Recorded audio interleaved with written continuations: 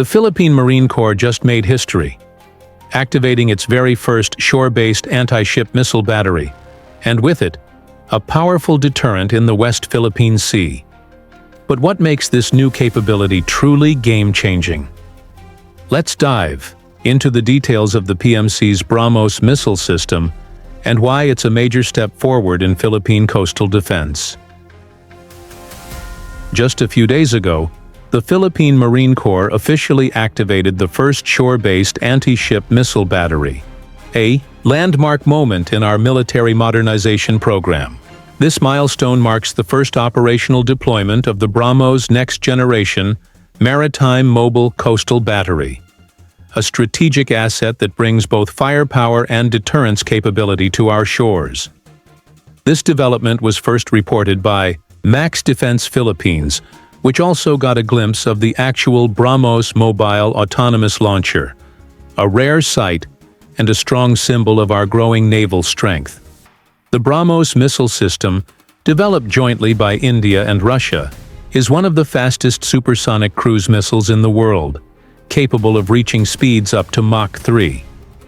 It is designed for precision strikes against naval vessels and coastal targets, making it a perfect fit for the Philippines' archipelagic geography and defense needs. The version the PMC has acquired is the mobile coastal variant, allowing for rapid deployment, repositioning, and survivability, a major advantage in contested waters like the West Philippine Sea. Each BRAMOS Mobile autonomous launcheris, mounted on a Tatra 815 12VX12 special heavy-duty truck, a rugged, all-terrain platform designed for mobility across various environments. Each truck is configured to carry 2 missiles, while technically a third missile can be mounted. The Philippine Marine Corps has opted not to install it. Why? According to a source from the PMC, weight considerations were a key factor. Fully loaded with 3 BRAMOS missiles, plus all support equipment, the vehicle becomes too heavy for most Philippine roads and bridges and can be difficult to maneuver. Sticking to 2 missiles per launcher provides a balance between firepower, mobility, and logistics. This decision reflects the unique realities of Philippine infrastructure. Our roads, especially in coastal and rural areas, weren't designed to handle the extreme weight of fully loaded missile launchers. By limiting the loadout, the PMC ensures the system remains agile and mission-ready, even in less than ideal terrain. But the reduced loadout does come with trade-offs. A typical BRAMOS battery in India includes more MALs and more ready-to-fire missiles. In contrast, the Philippine version has fewer launch vehicles. However, it is still supported by logistics and reload trucks, allowing for additional missile loading once a firing operation has taken place. That said, one of the key concerns right now is the number of launchers per battery. While the current configuration is operational and effective, increasing the number of MALs would significantly boost firepower and responsiveness without having to form an entirely new battery. Fortunately, adding more launchers and missiles to the existing battery is technically feasible. Integration wouldn't pose much of a challenge. The real obstacle? Funding. Each BRAMOS launcher and its missiles come with a high price tag. Expanding the current battery's capacity will require further investment, a decision that falls to both military leadership and national policymakers. This brings us to the broader strategic significance. The deployment of the BRAMOS is more than just about hardware. It represents a shift in doctrine, from reactive to deterrent-based coastal defense.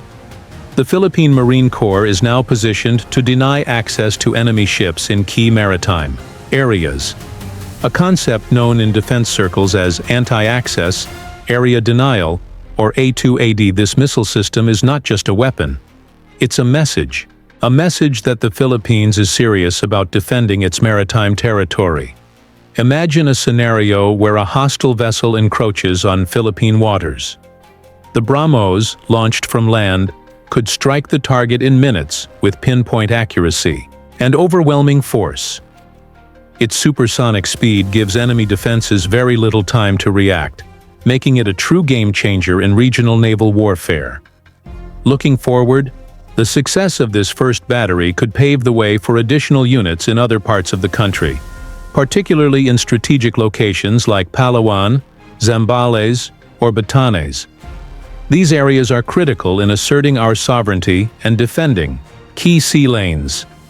The big question is, will the government prioritize further investments in BrahMos systems? And can this new capability become the cornerstone of our coastal defense strategy? Now, the Philippine Marine Corps has taken a bold and necessary step. The activation of the first shore-based anti-ship missile battery is a symbol of a modernizing, determined armed forces. And with the BrahMos in hand, the message to any potential aggressor is clear. Our coasts are defended, and our resolve is firm. If you found this video informative, don't forget to like, subscribe, and hit the bell icon so you don't miss future updates on the Armed Forces of the Philippines modernization. Thank you for watching. See you in the next video.